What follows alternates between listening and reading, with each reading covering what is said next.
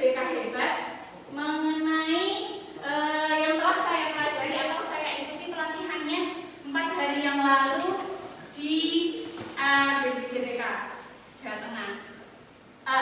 Nah, hari ini yang ingin saya sampaikan mungkin lebih menjurus tentang pembelajaran BK Bapak Ibu, tapi sesuai dalam kurikulum terbaru yaitu pembelajaran mendalam. Ini di mana semua guru-guru memang diwajibkan untuk memahami tentang kesehatan mental anak. So, izinkan saya melakukan diseminasi pada pagi hari ini dengan tujuan agar kita semua memahami tentang ilmu ini. Oke, sebelumnya perkenalan dulu mengenai apa itu guru 7 jurus guru BK Hebat. Ini inisiatif dari Kemendikbudristek untuk meningkatkan kompetensi guru, utamanya BK, wali kelas sebenarnya juga, dan guru mata pelajaran dalam membimbing siswa secara holistik untuk menciptakan sekolah yang aman dan menggembirakan. Jadi fokus kita sekarang lebih ke sekolah yang aman dan menggembirakan. Nah, tujuannya untuk membentuk generasi unggul secara akademis, karakter, serta menjadi pendidik yang bisa menjadi sahabat dan mentor bagi muridnya. Karena akhir-akhir ini kan banyak kita temui permasalahan-permasalahan itu kalau anak-anak tentang kesehatan mentalnya. Gitu. Ya, langsung saja tanpa mengulur-ulur waktu.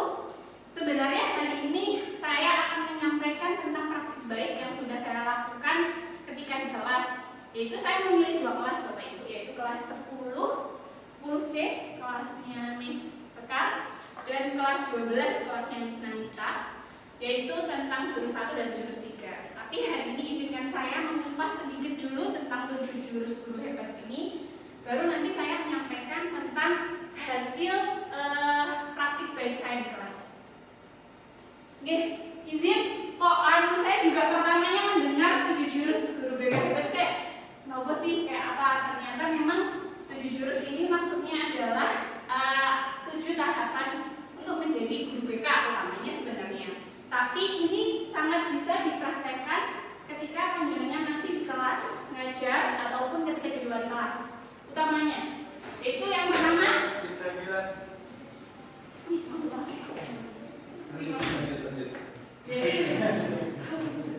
yang pertama izin nanti saya jurus yang pertama itu tentang kenali kompetensi, yang kedua tentang kelola emosi, yang ketiga tentang tumbuhkan resiliensi, yang keempat jaga konsistensi, yang kelima jalin koneksi, yang keenam bangun kolaborasi, dan yang terakhir menata situasi. Tapi izin saya akan mengupas hanya sedikit-sedikit saja karena kalau dijelaskan lebih detail butuh waktu mungkin 4 hari 3 malam seperti yang kemarin saya lakukan. Gitu. Oke.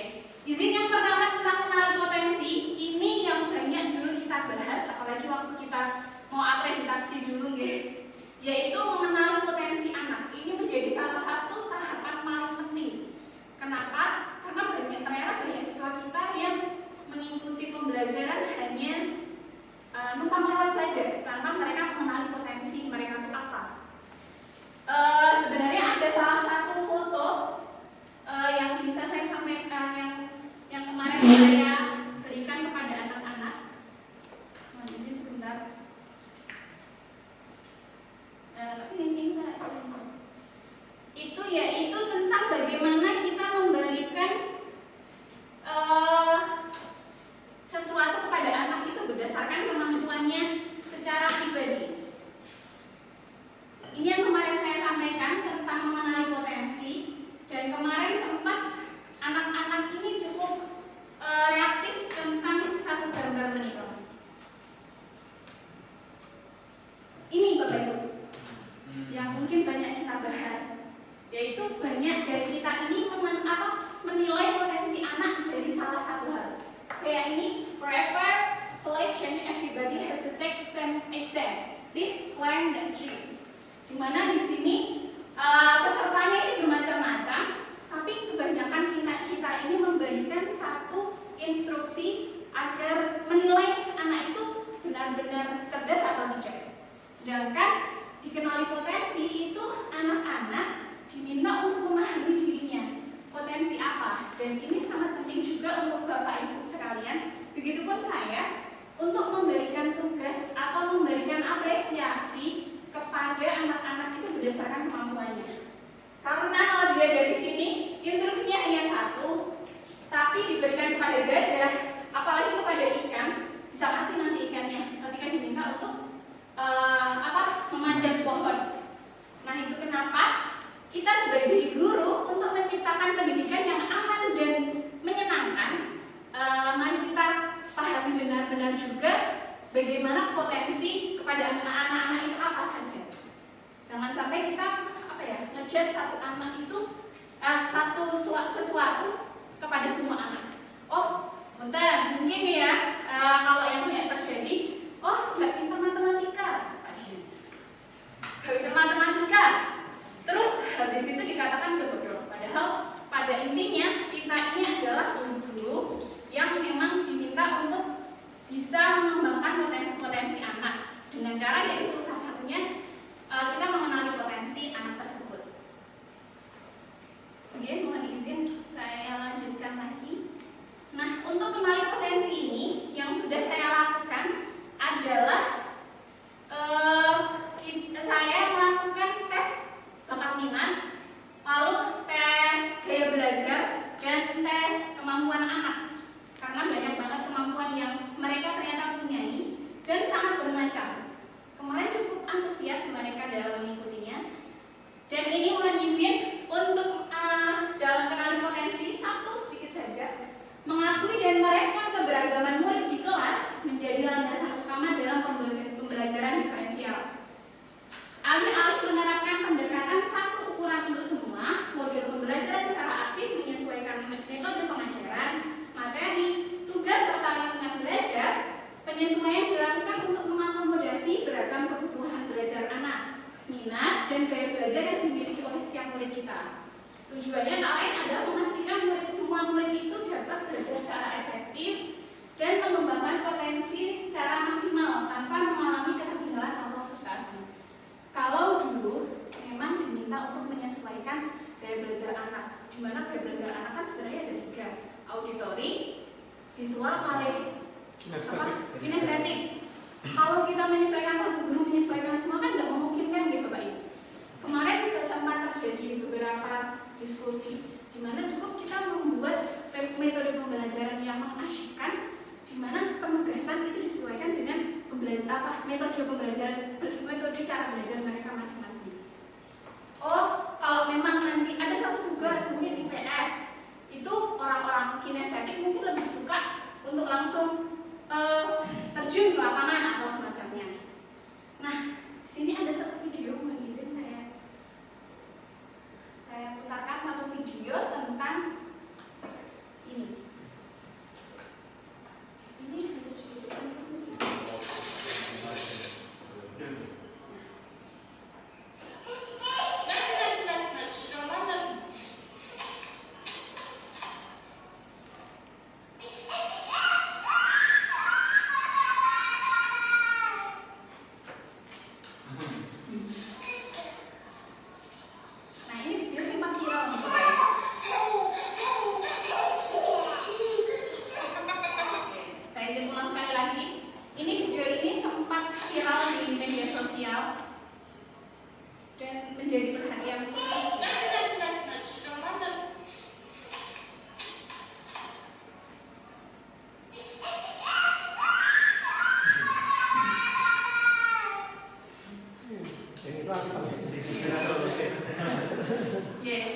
kalau dilihat dari video ini, kira-kira apa sambutannya ini? Sambutannya dengan kenali potensi itu apa? Kalau dari satu video ini ada 2 anak, di mana satunya yang tantrum, satunya yang mungkin tenang, dan dihadapkan dengan satu permasalahan yang sama. Nah, banyak anak-anak dari kita itu ternyata masih melihat sesuatu itu secara gamblang, secara garis besar, karena apa? Karena sering kita mudahkan tanpa mereka sebenarnya mengenali potensi mereka itu apa. Nah, pembelajaran yang sebenarnya diminta itu adalah menjadikan siswa itu tenang dan mengenali bagaimana cara dia untuk bisa menyelesaikan permasalahan bukan hanya sekarang, tapi tentang masa depannya. Itu cukup sulit dan cukup menjadi tantangan mengingat kita ini kan ngajarnya SMA di mana mereka banyak sekali permasalahan dan menjadikan mereka tenang sehingga dia mengenali potensinya, mengenali banyak kesempatan-kesempatan akhirnya mereka bisa selesai itu cukup menjadi sebuah tantangan untuk kita semua. Niku jurus pertama ya. Lalu jurus kedua yaitu kelola emosi. Nah, kalau di jurus kelola emosi ini banyak sekali permasalahan yang terjadi di luar sana itu yang banyak berimbas akhirnya ke guru. Seperti berita-berita yang sempat viral ya Bapak Ibu, di mana yang kelola emosi ini kebanyakan kalau dulu zaman kita sekolah mungkin kalau kita terlambat guru kita memberitahu kita, menghukum kita dengan cara yang mungkin agak keras. Nah sekarang cara kita kelola emosi ini tuh benar-benar diuji karena perkembangan zaman yang sangat cepat, tapi kelola emosi kita juga harus sangat tinggi. Gak boleh pakai fisik, gak boleh pakai gerakan yang terlalu keras dan lain-lain. Dan ini sangat penting untuk kita pelajari, juga dipelajari oleh siswa. Karena bullying itu salah satunya terjadi karena dia gagal untuk mengelola emosinya. Dan banyak yang terjadi di luar sana, utamanya sekolah-sekolah yang mungkin masih menerapkan metode-metode yang dahulu itu bagian kelola emosi cukup sulit.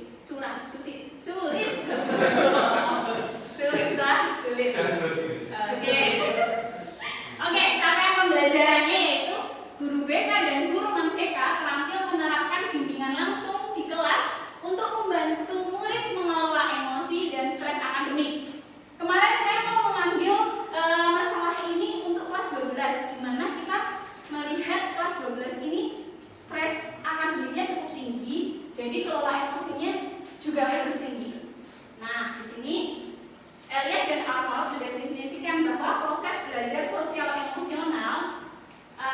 emotional learning adalah proses belajar mengenali dan mengelola emosi, menyelesaikan masalah, mengembangkan relasi sosial yang baik, dapat berempati, membuat keputusan yang tepat dan bertanggung jawab. Artinya di sini mengelola emosi bukan hanya tentang bagaimana kita mengajarkan diri kita untuk sabar, tapi juga bagaimana mengajarkan untuk murid-murid itu saling mengelola emosinya. Lalu lanjut, ini juga salah satu jurus yang kemarin saya diseminasikan, saya praktekkan langsung ke kelas 12, yaitu tumbuhkan resiliensi. Ini cukup menarik karena kemarin kami langsung praktek harusnya menggunakan kartu ketika pelatihan. Tapi karena memang aturan di sini tidak boleh menggunakan kartu, saya menggunakan kertas, di mana kertas tersebut saya minta untuk dibuat sebuah bangunan. Ternyata bangunan itu kan kalau kita membuat bangunan dari kertas itu cukup menjadi tantangan untuk anak-anak. Dimana kalau membuat bangunan itu harus kokoh dan harus kalau nanti digoda teman-temannya, kadang anak-anak tuh ada yang goda-godain gitu, harus dia itu kuat untuk berdiri. Berkali-kali itu membuat bangunan jatuh, dan itu sebenarnya mengajarkan mereka untuk menumbuhkan resiliensi. Nah, capaian pembelajarannya yaitu guru mampu membantu murid membentuk growth mindset yang menumbuhkan resiliensi sehingga mereka berkembang optimal pada aspek pribadi, sosial, akademik, dan karir. Nah, yang menjadi inti dari sini adalah growth mindset. Growth mindset itu banyak sekali yang ternyata anak-anak tuh belum pelajari ini. Kalau ketemu soal susah, mereka langsung ngomong, ini soal susah banget. Ya Bapak, banyak banget yang mungkin guru-guru mapel eksak yang mengatakan banyak anak-anak yang mengatakan kalau itu soal itu sulit, terus susah dipahami dan lain-lain. Padahal itu adalah pemikiran fixed mindset atau membuat mereka tidak bisa berkembang. Sedangkan tugas guru-guru yang salah satunya ini adalah membentuk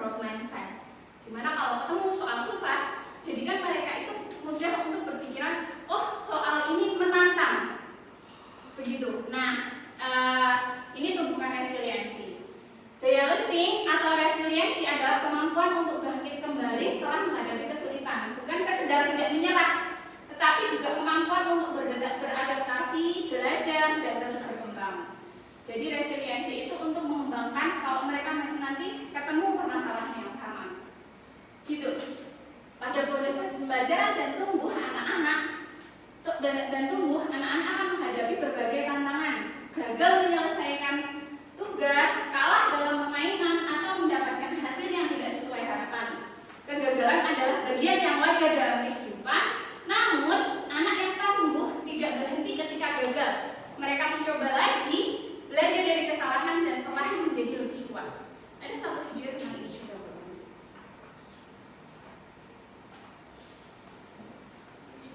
Semoga bisa di. Wah, nggak bisa ya? Mana YouTube? Kadang kalau lewat ini YouTube nggak bisa. Oh, bisa harus lewatnya itu. Apa YouTube langsung?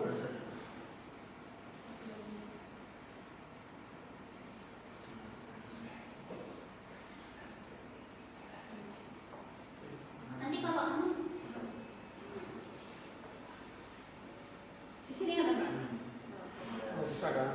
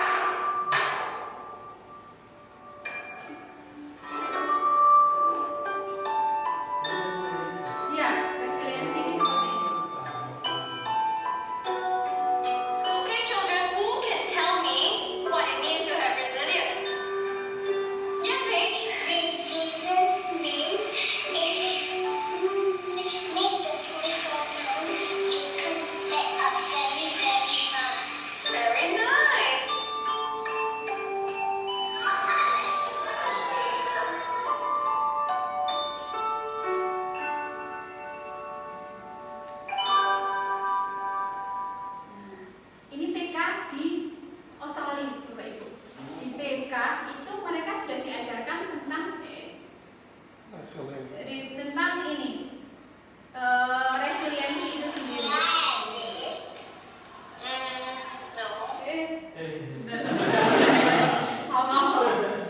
Oke, di TK di Australia itu sudah diajarkan tentang resiliensi karena apa? Mengingat anak-anak sekarang itu banyak sekali yang mengalami tekanan mental itu, bagaimana mereka tidak bisa menghadapi resiliensi yang ada, yang menumbuhkan resiliensi yang ada dalam tubuhnya, ada dalam jiwanya. Kalau kita lihat bapak-bapak atau ibu-ibu atau mbah-mbah, ada nggak yang mungkin suicide, percobaan bunuh diri? Tidak ada yang Pak. No, kenapa terjadi seperti itu? Terjadi suicide atau percobaan bunuh diri itu banyak terjadi ke remaja. Tekanan, perubahan emosi. Nah, salah satunya ini juga. Tadi juga benar, perubahan emosi. Nah, yang menjadi titik itu adalah ini. Karena mereka belum bisa mengenali resiliensi, tumbuhkan resiliensi ini. Karena apa? Mereka banyak banget kalau udah ketemu kegagalan, bahkan gagal karena cinta, itu udah ujung-ujungnya bunuh diri. Sangat ya. Banyak. Karena ini ternyata banyak banget terjadi. Fakta yang cukup mengejutkan, mungkin Mr. Fuad juga mungkin lebih tahu karena di psikologi dua keadaan ketika rumah sakit jiwa itu penuh.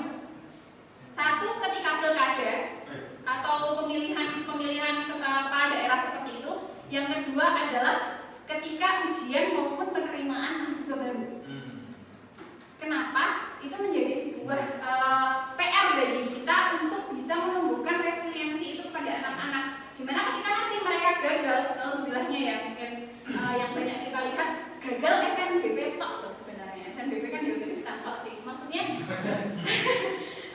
SNBP ini kan suatu hal yang tidak bisa kita usahakan terlalu banget gitu ya, karena banyak banget random-randomnya. Itu gagal SNBP itu ada yang kemarin ada kasus yang percobaan bunuh diri karena dia gagal SNBP. Karena dia punya ini Bapak Ibu, punya sertifikat banyak banget, nilainya bagus, dia memilih SNBP gagal.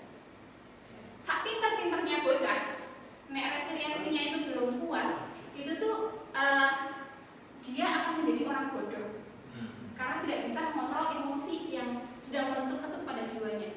Nah ini tentang resiliensi ini saya juga menitipkan banget kepada Bapak Ibu, utamanya yang baru-baru SMA, karena SMA kelas 10 itu masa transisi yang cukup berat dan ternyata banyak kasus, dan saya sudah menangani sebuah kasus itu suicide itu ternyata juga banyak terjadi di kelas 10.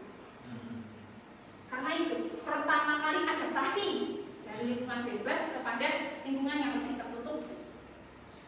Nah yang ketiga, jaga konsistensi. Ini capaian pembelajarannya, guru mampu menumbuhkan kebiasaan karakter positif yang dikembangkan berdasarkan nilai-nilai agama dan budaya negara. Kalau ini saya tarik di pembelajaran kita, ini bagaimana menanamkan agama itu agar benar-benar dalam jiwa kita, jiwa anak-anak kita. Biar kalau lulus tuh mereka ya mencerminkan lulusan pesantren gitu. Nah, jaga konsistensi ini penting sekali karena ini siklus berulang dan harus berdasarkan kesadaran dia sendiri-sendiri. Nah, ini ada permisalan jika kita ingin rajin lari pagi, maka sepatu olahraga atau sepeda kita simpan di tempat yang mudah terlihat dan kita jangkau.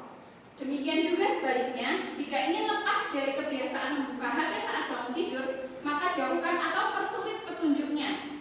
Misalkan matikan HP saat malam dan disimpan. Ini cara kita untuk bisa mengajarkan konsistensi kepada anak-anak. Bapak Ibu pun pasti punya permasalahan masing-masing mengenai salah satu anak ya, utamanya wali kelas ini banyak sekali.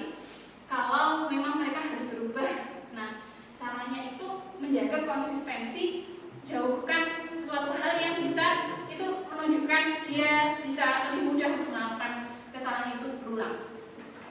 Lanjut, kita agak percepat. Jalin koneksi ini penting sekali Bapak Ibu. Guru BK atau konselor dan guru non BK mampu menjalin koneksi dan melakukan komunikasi empatik dalam upaya memberikan dukungan awal kepada peserta didik sesuai dengan kebutuhan psikososial. Mungkin Bapak Ibu di sini sudah banyak, apalagi yang sudah senior. Ini menjalin koneksi ini cukup menjadi tantangan, di mana harus ada ini kalau bisa menjalin koneksi dengan bagus antara siswa dengan guru itu akan memberikan dukungan awal kepada mereka sesuai kebutuhan psikososial mereka. Nah, kenapa ini menjadi salah satu peran penting yang harus dimiliki oleh semua guru. Karena kalau kita terlalu dekat sama anak, biasanya anak-anak itu nyepelein. Tapi kalau kita terlalu jauh, ternyata akhirnya tidak akan mendapatkan koneksi yang bagus. Nah, membangun koneksi sebelum memberikan koreksi ibarat menyiapkan tanah sebelum menanam benih. Koneksi menciptakan rasa aman dan kepercayaan yang menjadi fondasi agar koreksi dapat diterima dan diproses secara konstruktif. Tanpa koneksi, koreksi seringkali terasa seperti serangan atau penghakiman, memicu defensif dan menghambat perubahan positif. Jadi sebelum kita mengoreksi anak-anak kita, lebih baik kalau kita punya koneksi yang bagus. Banyak saya lihat sudah cukup bagus Bapak Ibu ini caranya untuk menjalin koneksi, karena kalau kita sudah menjalin koneksi dengan bagus, anak-anak itu kalau mau kita ingatkan dalam hal bentuk apapun itu akan lebih mudah. Jadi penting banget untuk menyiapkan tanahnya dulu sebelum menanam benih-benihnya. Benih sebagus apapun kalau tanahnya jelek, itu akan sulit. Yang keenam, bangun kolaborasi. Ini saya persingkat. Ini guru BK dan guru kelas menguasai potensi sebagai penghubung partisipasi semesta antara keluarga, sekolah, masyarakat, dan media serta berbagai pihak dalam melaksanakan proses bimbingan karakter dan pengembangan potensi murid secara maksimal. Nah, bangun kolaborasi ini mungkin banyak melibatkan wali kelas, di mana wali kelas menjadi penghubung pertama antara sekolah, siswa, dan wali siswa. Karena kalau ada kolaborasi di sini, kalau ada yang itu menyebabkan akan terjadi ketimpangan sosial. Oh, ada peraturan bagus, tapi tidak dapat dikolaborasikan dengan bagus dengan wali murid, itu akan menjadi bom. Jadi perlu banget kolaborasi yang bagus ini. Dan yang terakhir yaitu menata situasi. Capaian pembelajarannya, guru mampu mengoptimalkan peran seluruh ekosistem sekolah dalam menciptakan iklim sekolah yang aman, nyaman, dan menggembirakan. Misalnya kita membuat kelas itu terlihat rapi, bersih, seperti yang mungkin sering Pak Apri ingatkan deh. Oh, kalau jam terakhir kita tolong untuk dipastikan tidak ada bekas makan walaupun ada CS, tapi kan menata situasi agar tetap mereka itu tetap mempunyai jiwa menghargai bahwa kelas ini milik mereka, itu penting sekali. Nah, seperti itu. Nah, praktik baik yang sudah saya lakukan ini ada 3 dan 1 yang tadi sudah saya sampaikan. Yang kemarin menjadi cukup menantang itu adalah ketika di kelas 12 ternyata ketika saya membahas tentang tumbuhkan resiliensi, mereka itu banyak sekali yang kesulitan di salah satu mapel atau kesulitan untuk ngobrol dengan gurunya, tapi mereka lebih banyak itu memendam dan udah kayak akhirnya membuat mereka menyerah karena mereka tidak mampu untuk memahami pembelajaran maupun memahami guru tersebut. Jadi baiknya di sini adalah kita sering-sering untuk kadang kalau sama kelas 12 itu ngobrol dari hati ke hati apa sebenarnya yang menyebabkan mereka kesulitan menerima pembelajaran kita. Dan mengenali potensi ini lebih ke kelas 10. Insya Allah nanti hasil-hasilnya akan saya share kepada Bapak Ibu sekalian yang memang membutuhkan, nanti bisa menghubungi kami dari tim BK. Sudah seperti itu, mungkin ada pertanyaan atau yang perlu didiskusikan? Sepertinya tidak ada gitu. Kita juga mengingat waktu kita yang cukup padat, setelah ini masih ada agenda, maka mohon izin saya tutup. Terima kasih sekali atas perhatian, atas waktu yang diberikan Bapak Ibu, dan terima kasih Bapak Kepala Sekolah sudah mengizinkan saya melakukan designasi pada pagi hari ini.